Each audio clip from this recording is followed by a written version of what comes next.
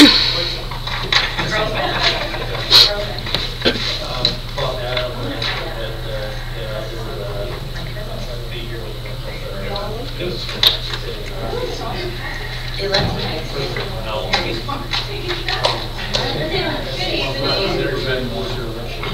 District Secretary Nancy Gamble Hatfield. It is Tuesday, January 8th, 2013, and this is a special meeting of the Dublin San Ramon Services District Board of Directors. Presiding this evening is President Don Benson.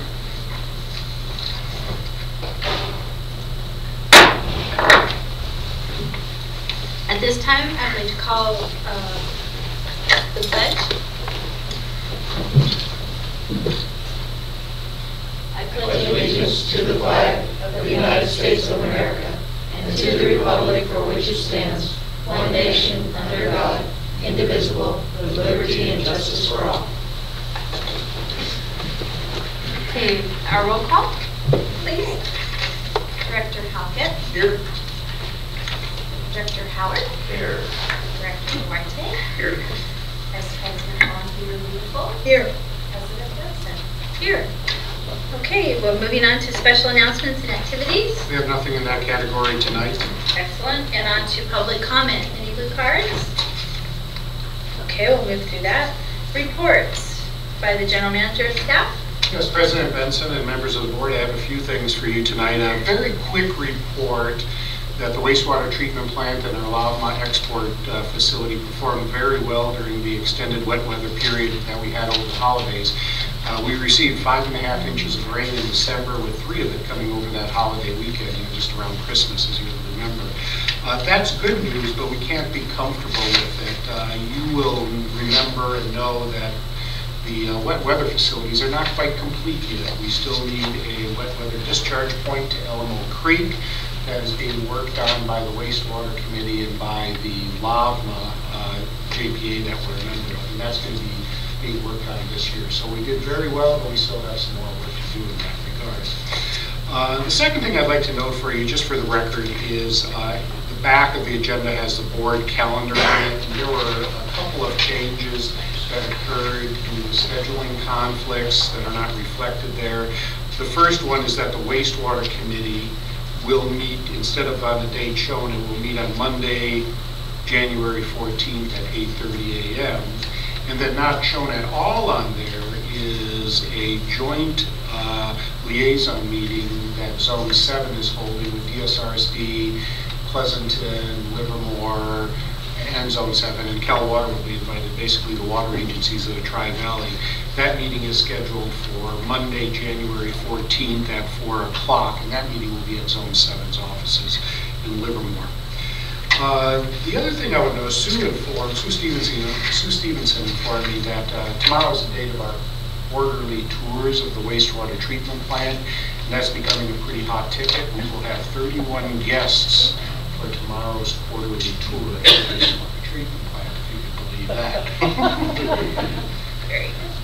The other thing I would note, you'll see a few new faces around today. Doug Cody is sitting in as district consul tonight in place of Carl Nelson, who has a business conflict with another of their clients that arose because of the change in our board schedule. And in the audience, you will notice a familiar face, our esteemed general counsel from past years, Mr. Bob Maddow, and I understand the newest member of your firm. You may want to introduce Bob. I would, Bert. Thank you. And I appreciate the opportunity. First, I don't think I've ever spoken to you before. Happy New Year to the board members and staff, and congratulations and welcome to your newest director. I've not had the pleasure of meeting yet, but I would like to just take a moment to introduce Mike Nelson. Mike, can you come up here, please? Mike is a newly minted lawyer who's been working with us since shortly before we learned that he'd passed the bar, and then since we learned that he'd passed the bar, and we're very proud to have him. No relation to Carl Nelson, just a mere coincidence. As a matter of fact, one day I heard him answering the phone, and he picked up, just instead of saying law offices as we all do, he picked up the phone and said Nelson Law Firm. I thought that was a But Mike comes to us from UC Davis Law School, had absolutely outstanding legal education, is working in several different aspects of our firm, and what we were hoping to do was to introduce him to a number of our public agency clients. And in particular, I wanted him to come here tonight to listen to Doug. So, Awesome. Mike, you want to just say hello to the board? Nice to meet you all. I'm looking forward to helping out and learning everything I can from Bob and Doug. Hope I get to meet everybody. Thanks. Good meeting. Thank you. Go ahead. Go ahead. Thank you. And the last thing I have to report is that we've received no correspondence to the board or any of our committees since the last report I made at your December. Okay, great. And there's no committee reports. There's no committee meetings in December. Agenda management. Any agenda management? I think we can go straight through if that's your pleasure. Okay, we'll move to the approval of the minutes. Do I hear a motion? That the minutes of the meeting of December 18th be approved. Okay. I'll second. Second to Pat. All in favor? Aye. 0. Okay. Consent calendar. Do I hear a motion? Move approval. I'll second. All in favor? Aye. So passed. Thank you. And now we're on to board business. So this is accept, schedule, and process for the 2013 update to the district's 5-year strategic plan. Yes, President Benson, members of the board, this is really an informational presentation, but we would certainly like to have your endorsement or any direction that you might have that's different than what we're presenting here for the update of our strategic plan.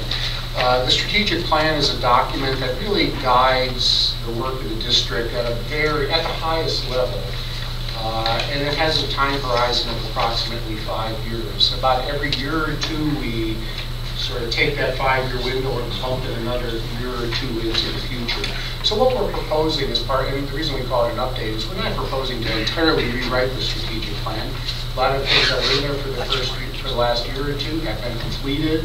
Some things have changed that we now need to think about, over the next 5 years. I've had conversations and/or email with each of you individually about things that are important to you, so we'll work those into the process. But this is an effort that we'd like to get complete in advance of, or in conjunction with budget preparation, because if any resources are needed to accomplish the goals you set for us, of course the budget is the time that you would approve those resources. So with that, let me just kind of walk through what I think is going to be a very quick presentation. And you'll note that the presentation, the PowerPoint presentation, is actually in your agenda. As you know, we record our board meetings right now, and the view from that camera is such that the camera does not pick up that particular screen. So from this point forward, we'll try to have at least a draft presentation of the PowerPoint in your agenda packet. For anybody that's watching it, they can click on the link on the district's website to follow along. That's unfortunately about the best we can do given the way the room is configured right now. So let me start real quickly. And first question, of course, is why an update now? Well, first of all, the easy answer is the board directed that every year or two we do an update, so we're just following orders and doing that. But more fundamentally, there's been a number of new issues that have arisen since the last update. We're engaged in a process with a number of agencies around the valley that we call the Tri-Valley Utility Coordination and Integration Study. That's looking at the future of how we will deliver utility services in this valley. It's a very important, very high-level strategic issue that the board will certainly have a lot to say on. We've learned through the financial crisis that we need to maintain coverage ratios for debt service. We've done a very good job in terms of restructuring our debt over the last several years, but we now need to maintain a vigilance to continue to do that as we move into the future. Of course, the economy is continuing to evolve. Development projections are not what they were. And fundamentally, this organization is evolving from a growth organization to run the water utility and run the wastewater utility organization, which necessitates changes in the way we go about our business, our staffing levels, and a lot of things. And that needs to be reflected in a plan. Public sector employment issues have become a hot topic recently. As you know, if you're reading the press, those have an impact on our workforce that we're not quite sure what the real impact will be as years go by, but there is going to be some impact from that. Recycled water service, we're trying to push into other communities. As you know, we've been talking about that for quite some time. And With the water situation in California, there needs to be, we believe, a growing focus on the development of less traditional water supplies to make our water supply in this area more reliable. We've done a great job with recycled water. There are other similar things like that that we can do. So those will be the kind of things I think you're going to be asked to think about as we develop this strategic plan. And maybe perhaps the most important reason for having the strategic plan is, of course, we have a new board member, Mr. Duarte, there, and this is a great opportunity for you to weigh in at a high-level policy of, what you want to see the board and the district accomplish over the next 4 or 5 years during your term here. What is the strategic plan? It's a document that really contains the highest level management of the district. It starts at the highest level with the mission statement and drills all the way down to employee goals that we assign to each of our employees. Hopefully there's consistency and alignment throughout this whole process. The board's role is at the higher end. Certainly the mission, vision, values, and the brand, district brand, and our logo are elements that are 100% board policy matters. Stuff like setting employee goals are 100% district staff matters. And then there's this interface around the goals. What are we going to accomplish? How are we going to accomplish? And what sort of resources do we need from the board to accomplish what we need? The strategic plan is just that. It's a plan. It must be flexible. It guides rather than directs future activities. We've had this discussion before with passports. It's not really a promise by the board to fund it, so I don't want you thinking that just because you put in something as a goal, that staff is going to say, gotcha, you're supposed to fund this. That's not what this is about. This is a planning document. And conversely, it's not a commitment by staff to accomplish things exactly as written. We have to, look at our environment as we go with our resources and react to the realities that we're facing.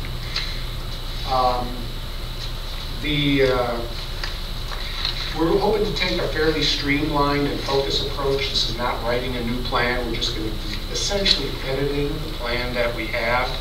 Emphasis on what's changing. As I mentioned, the board focus will be on the higher level things. The committee focus will involve each of the committees will be on the goals that are associated with each committee's mission, and the staff will be focusing on the work plan.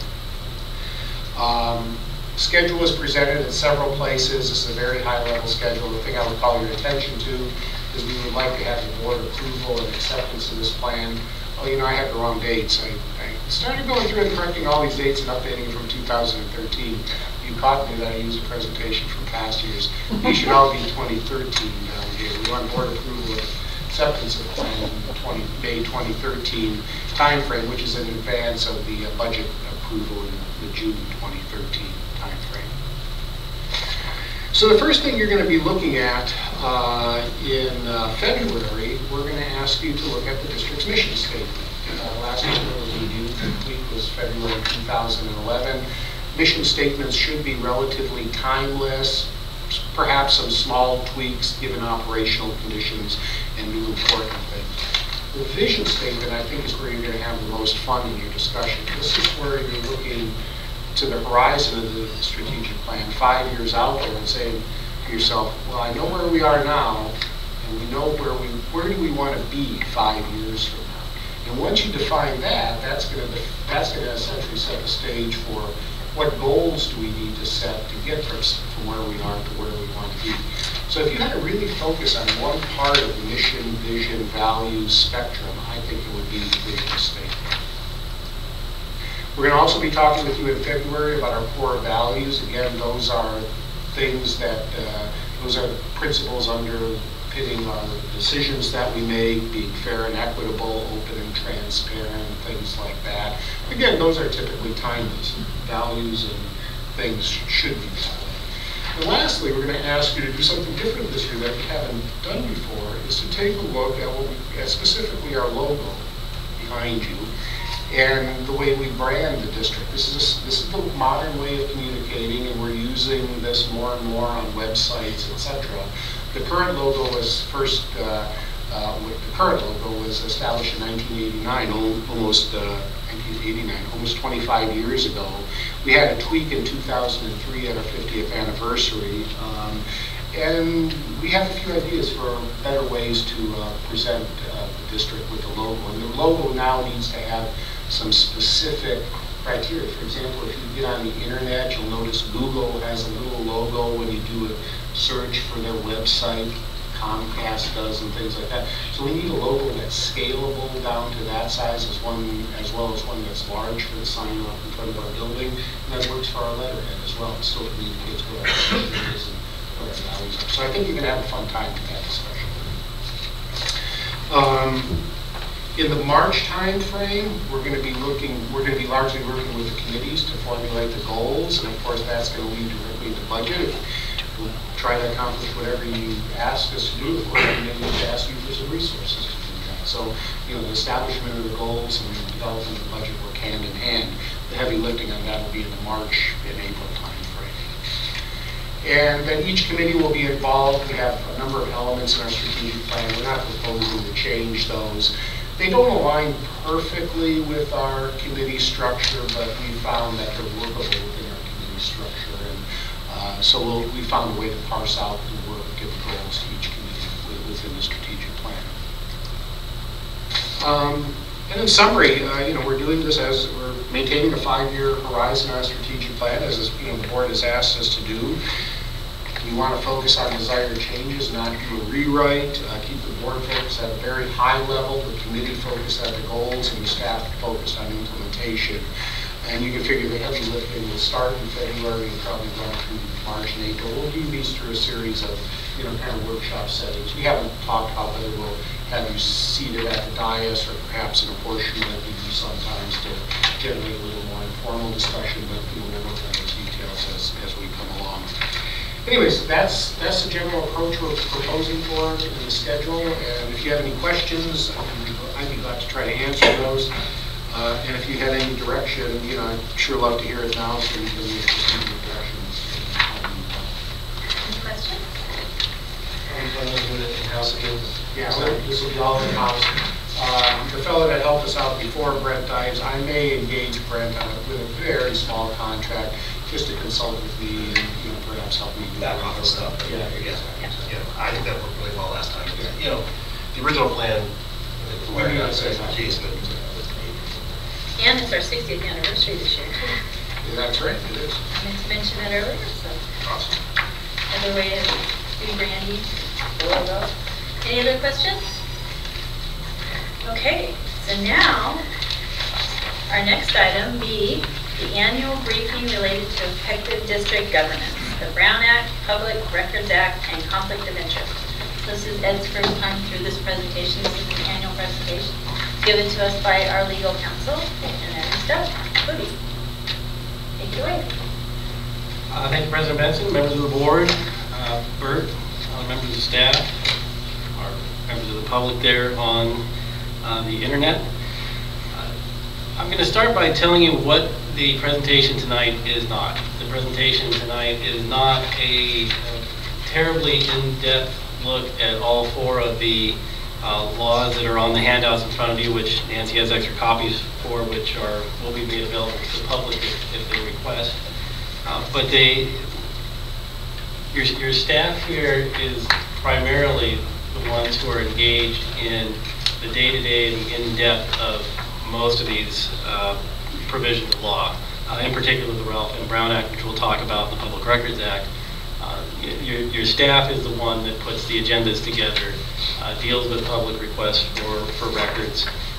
The board, generally, you don't need to get too in-depth with that, but there are some things as members of the legislative body that you need to understand and need to recognize as you go about your duties, because they are very important, and particularly when we talk about conflicts of interest and under the Political Reform Act as well as Government Code 1090, these are areas of law that can be very important to the district generally and the actions that you take, as well as to individual directors personally, because some of these laws come with both civil and criminal penalties if you violate them. So we'll go into that a little bit more deeply in ways.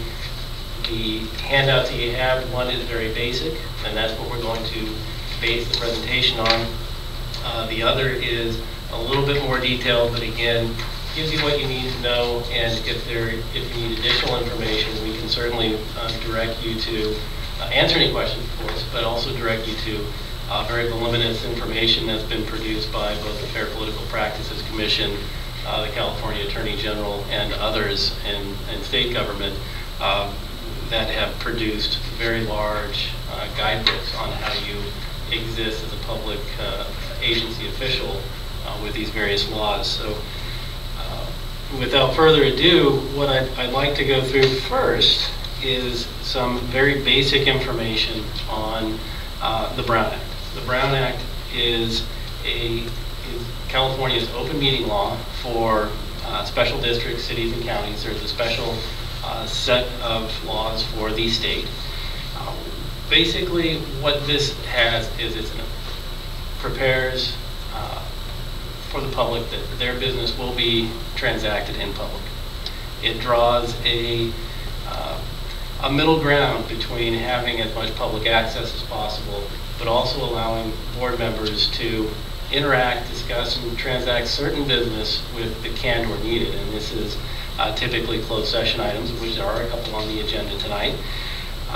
Basically, what we look at with the Brown Act starts with your agenda. It really does. You look at what your agenda is, that is a requirement of the Ralph M. Brown Act. The meeting tonight was agendized at least 72 hours ahead of the meeting, and every item has a brief description of what's going, the business that will be transacted. These are largely prepared by staff and reviewed typically by legal counsel to make sure it's in compliance with the law, and that allows the public to see the business that you would be transacting tonight. Whether or not they'd be able to attend in person, they can at least see the agenda and know that if they have an interest in an item, they'll be able to attend and see this.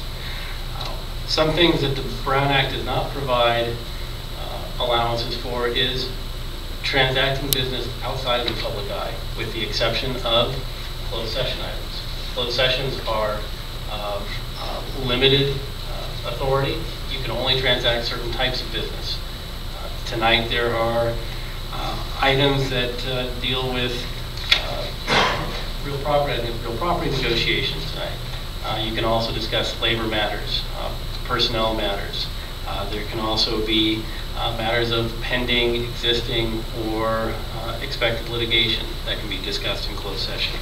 So these are items that can be transacted behind closed doors, and this is to give this public body the same advantages in those types of negotiations or matters that the parties on the other side will have. The concept behind it is that if you went into a litigation or a labor negotiation and everything that you had and discussed as a board had to be discussed in public, you would be at a severe disadvantage, i.e. the public would be at a severe disadvantage. One important area to keep in mind as board members, you will occasionally have meetings with the general manager or other members of staff for updates outside of board meetings. These are provided for also in the Brown Act. There is an area to be very wary of as public officials, and that is what we term as serial meetings. Serial meetings are where items are discussed or even a collective concurrence. The decision may be reached unofficially amongst board members because of discussions that happen either one director to another that is passed along from one to another in serial, or perhaps through a hub. One director receives information from another, passes it on to another, passes it on to another. The polling of decisions. These are actions that violate the Brown Act and that can put in jeopardy decisions that the board makes later on at agendized and public meetings. So these are areas to avoid. It does not mean that you cannot speak to the general manager one-to-one. Does not mean that you cannot speak to each other one-to-one. You have to be very conscientious of what you discuss, how you discuss it, and where that information goes. Because the public is served best by having their meetings, having their decisions and their business discussed here in the open meeting. The second area is very related, and is one that you need really to know a little bit less about. It's the California Public Records Act. California Public Records Act is another open and transparent law for government activities. It is more or less, and I like to phrase it this way, it is the Emancipation of Public Records Act. And it says that unless there is an exception in the Act, all records of the public agency are public and can be accessed by the public. And now the exception to that is, in some ways, is the exception as well as the rule. The law is very simple. All records of the public agency, of public business, are public, and you can access it, except when the law says you can't. The exceptions are very long. I think we spend a fair amount of our time, year in and year out, with Nancy and her staff in particular, reviewing requests that come in and whether or not they comply with the Act, whether there's disclosure. Typically, the default is to disclosure, but it is generally disclosure, but you have to be very careful. When you think about what a record is in the public business, obviously the documents you have in front of you, including the ones I passed out tonight, are public records. Importantly, and for the directors in particular, is to understand that a record is not simply some document that was given to you. And it's important to remember that email, electronic communications, even text messages today, messages put on social media can all be considered public records. You should always consider that a document that you're writing, unless you know that it is an attorney-client privilege document in particular, that it may be public. It's something to really be careful about, because email lasts forever. And unfortunately, unlike other things in life, you can't reach back and take that email back, because once you send it, it's out there and it's alive. And that is an area that even though email has been around for quite a few years now, it's one that is still creating a lot of difficulty in agencies across the state, because it is such a living, breathing thing, and it's taken over for phone calls and even face-to-face contact within an office. The next two areas are very closely related, even though they are different areas of statute in the Government Code. The Political Reform Act and Government Code 1090. Both these are laws dealing with conflicts of interest. The Political Reform Act is primarily interested in financial conflicts of interest. And this is an area that is very fraught with difficulty. It's very complex. And the advice I'll give you at the beginning before talking about any specifics is that if you ever have a concern that you may have a conflict on any item that may be coming up for board discussion in an upcoming meeting, even months away, it is best to get out in front of that, consult with legal counsel, consult with the general manager on an item, and delve into that before you're sitting at the dais thinking, well, maybe I have a conflict. Conflicts of interest in the financial area can lead, and this is one of the laws that leads to civil and criminal penalties. Political Reform Act has as its maximum penalty fines of up to $5,000. The criminal penalties are misdemeanors, and those are light compared to the one that I'll mention with Government Code 1090. The Political Reform Act, you may, I think Director Duarte would have just recently seen this, but the Form 700 is one of the documents that the Fair Political Practices Commission, which is charged with implementing the Political Reform Act, requires you to fill out, that documents on a year-to-year basis the financial interests that you may have as a director, which the public should have access to understand what, if any, financial interests that you have may impact your decision making.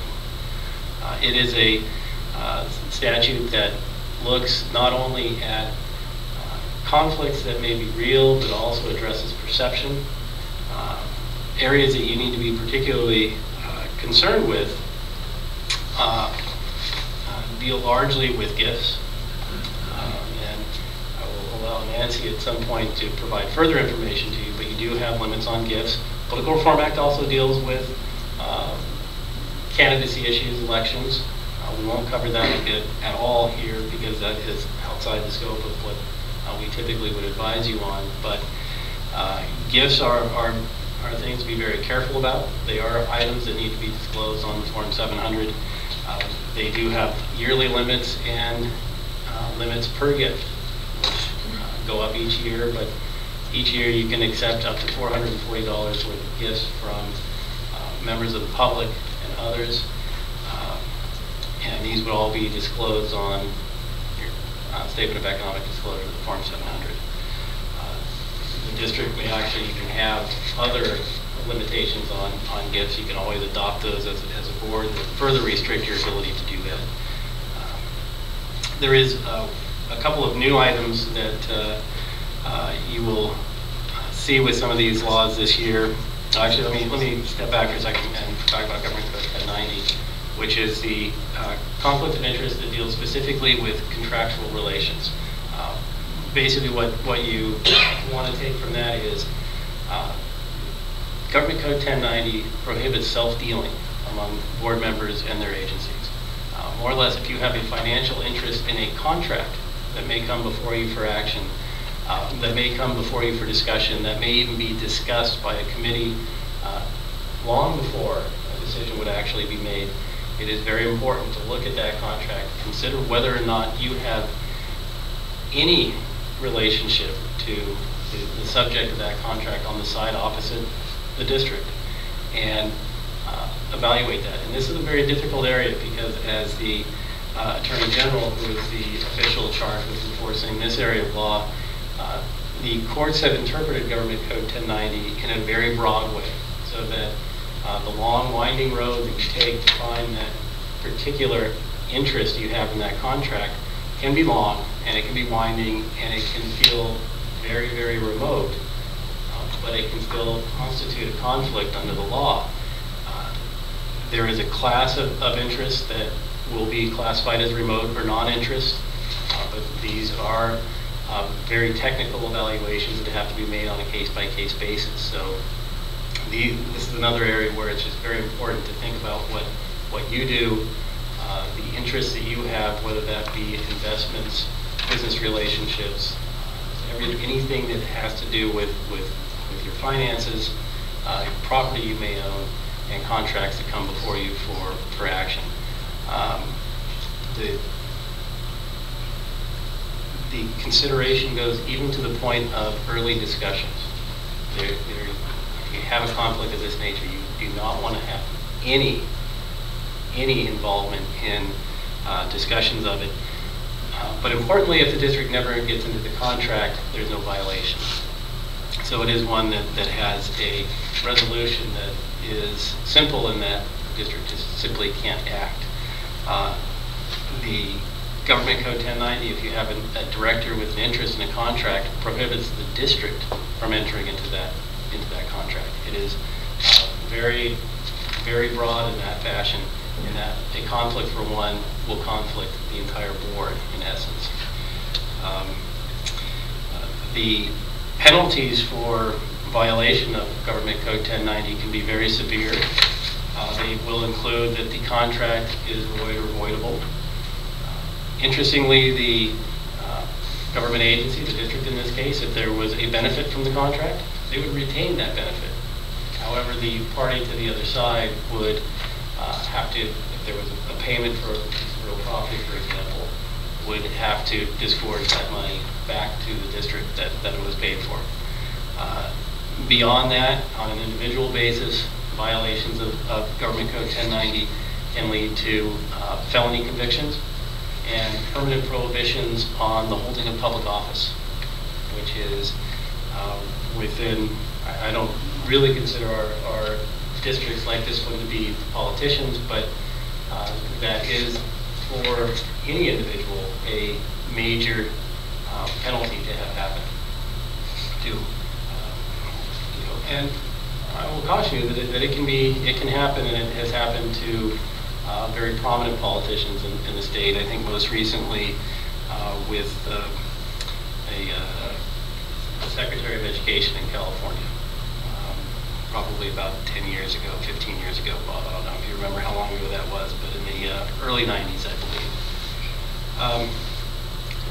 Two items that you may read about that are new this year, and I will mention those and then open it up for any questions, is with regard to the Brown Act.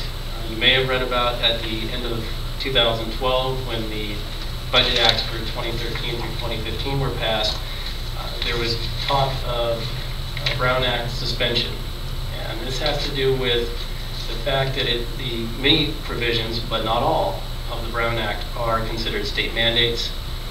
The state has itself legislated itself to pay for state mandates. So historically, there's been the ability for local public agencies to submit invoices to the state for repayment. Quite honestly, and I think John can attest to this, they have never had a very good history of paying these invoices. But by statute, they would be required to repay the state mandates to the local public agencies. The budget acts for 2013, 2014, and 2015 all contain trailer bills that, at least for that period of time, suspended these mandates. Our recommendation to all of our clients at the time, I'm sure you received this, was that this should not change the way you do business. It is unclear in many ways how these suspensions actually operate, and certainly this is not an entity that cuts corners in that way. You're doing something that very few smaller districts will do, which is producing your own internet videos for your meetings, and so this is an area that it's good to know, but I don't think in a practical way it's really going to affect you. The other is for the Brown Act. There was a Senate bill this year which created a mechanism by which prior violations of the Brown Act can be challenged. And this is a more or less a 9-month period looking back in time where if a plaintiff or a district attorney follows the proper procedure, there can be actions that challenge items that are far more removed in time than was typically provided for in the existing law. That went into effect just several days ago. There is a safe harbor involved, but again, it's probably nothing that you will ever need to deal with. But just so you know that it's no longer just current or prospective violations of the Brown Act that can be challenged by members of the public, interested parties, or the district attorney, but also actions that were taken in the past. And finally, there is something that you may see on your website, which is posted there by Nancy and her staff, which is Fair Political Practice Commission Form 806, which is a public disclosure document that details all the committee appointments, positions with DERWA, other joint powers entities, anything for which you are appointed by the other members of the board, which you would receive compensation for, similar to you as you would for this particular meeting. That is a new document. It's required to be posted on the website. We have looked at it, had many conversations with Nancy about it in the waning days of 2012 and in the beginning of 2013, and is one that is probably, I think, sitting there as we speak. Right? Almost there. Once you make the committee appointments, it goes out there. The public can see the compensation that's received. There's nothing further that I would say about this. Like I said, this was just intended to be a little bit of the general background of the law, and we have something that you can take away and study as well. But I'd be glad to answer any particular questions or any scenarios that you might think of that you might want to explore in more depth. Yeah, I have a question. The remedy for the violation of the Brown Act in supposedly an action taken behind closed doors was to put it on an agenda and then take that action in public. Is that still the remedy? That is still the law. The remedy for a Brown Act violation is, the cure is to retake the action. This can cause difficulties depending on what the action was, but that is the tried and true way of correcting a Brown Act violation. That's not then subject to any civil or criminal things, charges? There, depending on the situation, you don't ever say never in a situation like that, but generally speaking, the redoing the action is the only penalty. Now, if someone had to sue to get you to do it, there are attorney's fees and other penalties that could be assigned by the court, but if someone were to bring to your attention that there was a Brown Act violation on a particular item of the agenda, let's say, and your next step, general manager's next step was to put that on the next meeting agenda and redo that action, that typically is going to be the only penalty. Any other questions? Well, I just want to clarify this new 806. That's one form is for the board as a whole. Nothing. Yeah, just one form for the entire board, prepared by staff and put out there. This is different from the Form 700 that you individually fill out and file. Okay, and that's on the web. Basically, we can look at it. It will be there very short. And ours is going to show that even though LAGMA pays $75 a meeting, we're going to get 146 instead of the 75. Right. I haven't seen exactly how it's written, but maybe any other question for Nancy right I would defer to Nancy for that, but if the payment that you would be receiving is the payment that you would receive for the meetings here, that's what we'll be documenting. Any other questions, Ed? Yeah, one of the things I've been curious about, the level of how far down the level applies to the Public Records Act. My background is general engineering contractor, and we've always done public works. And occasionally we've heard instances where the owner, in this case, let's say it's the district, has a contract with a prime contractor, and during the course of the contract, there's a change order. Are the contents of that change order available to the subcontractor involved if they want to ask for a copy of the cost breakdown, the materials covered, etc.? Because our experience more out in the rural areas is that the agencies tend to be a little close to the vest and they don't want to divulge that information. And I've always tried to tell them that I think it's a public contract. I assume that is available to That generally speaking, that should always be available. There may be very particular circumstances where a change order may fall under an exception, but that would be fairly unusual.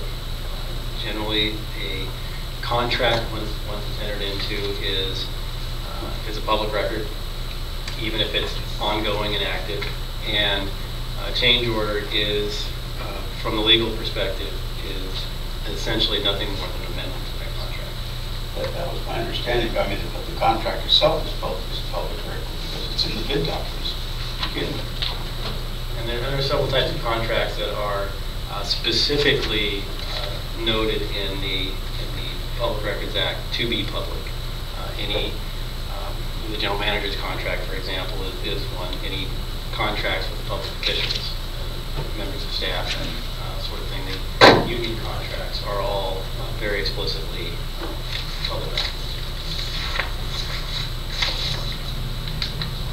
Any other questions? Thanks, Doug. All right.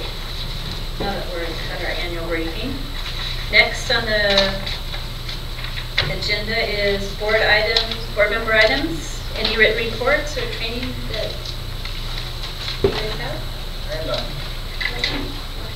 Okay. At this time, I think what we've done in the past is kind of skip on to, we have a closed session, but do we want to do a board reports? That was it. Oh, that was it, okay. Okey-dokey, what about adjourning? Yeah, if you want to, because we're going to disappear and come Yeah, back, we're- if you want to adjourn with the meeting and then do it now and just state, when we adjourn the meeting, we're going to do it this way. Then we go do our, Then we come out and do this. yeah, that works. So what we're going to do is we're going to, I have 2 items tonight that I want to adjourn the meeting in memory of. And so we're going to be doing our closed session. But first we'll do an adjournment when our meeting does finally end. We want to, there's 2 items tonight. One is Hugh Hauser passed away today. And he was a water person. He hosted the California Gold Water Series. And he also narrated the DVD series from the Association of California Water Agencies Water DVD series. So anyway, we want to adjourn the meeting in memory to him. He passed away today, and also adjourn to tonight's meeting in memory of the children and the adults from Sandy Hook Elementary in Newtown, Connecticut. So we are these 20 precious children that perished, and the 6 brave and courageous school staff, including the beloved principal who gave their lives so unconditionally for the sake of protecting their kids. Their lives were much shortened, and as our nation heals from this unthinkable tragedy, maybe we can be reminded of that our own communities have been greatly affected. This tragedy has continued to challenge us on a local level and daily with our students and parents and families, along with the educators and administrators and staff, doing their utmost best to ensure the safety of our kids. So we hope that, in hopes of that they avert such an issue to happen in our area and any other area for that matter. I would like to take a moment of silence in memory of these loved ones and to let them know that our heartfelt strength as they cherish the memories of these lost loved ones, and that they heal and may always carry the torch of light in their hearts.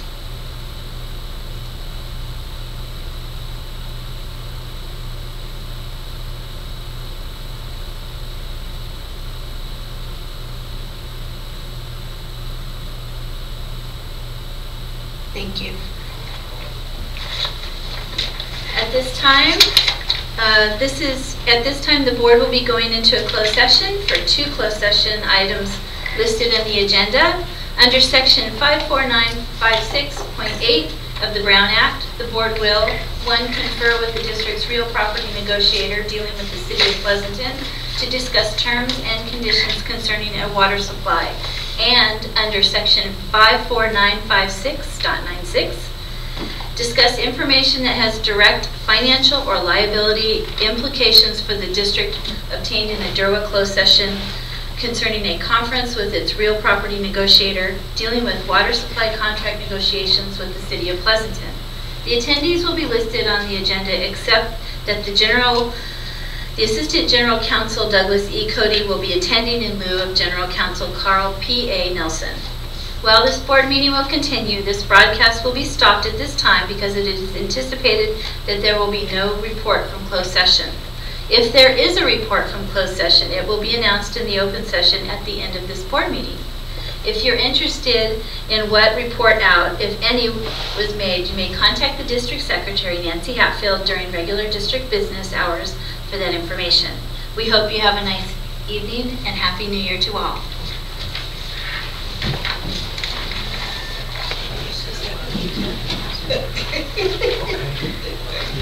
Sue,